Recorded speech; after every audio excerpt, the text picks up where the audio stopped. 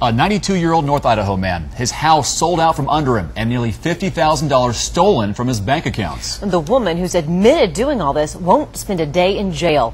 KXLY4's McKay Allen is live at our North Idaho newsroom with the details of this case. McKay? Yeah, Rose Francis is the woman. She was sentenced today per a plea deal to 2 years probation. Now, elderly exploitation can happen to anyone, but it did happen to 92-year-old North Idaho man Truxton Orland.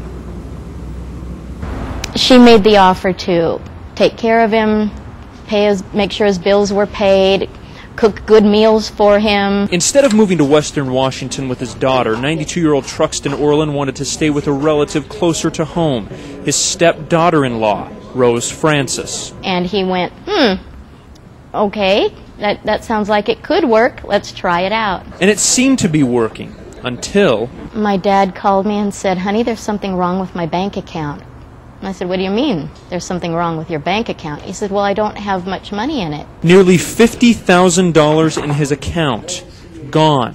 And it turns out Truxton had signed the deed of his home over to Rose. He thought he was signing tax documents. If she wants to take care of his tax information, as he said, I'll sign the paper. He trusted her totally. Families are the #1 perpetrators. In over 90% of elderly exploitation cases, family members are to blame.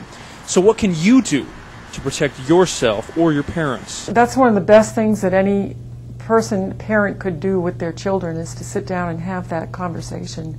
What is it that they want? Make sure your kids know who's in charge of the finances when age sets in and mental capacity gets diminished. Who's the caregiver and who pays for that care?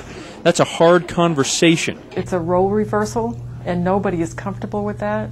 The parent becomes like the child, and the child is becoming the parent. But a necessary one. She probably did not start out thinking, oh good, I can suck every penny from this guy. But in the end, she didn't stop herself.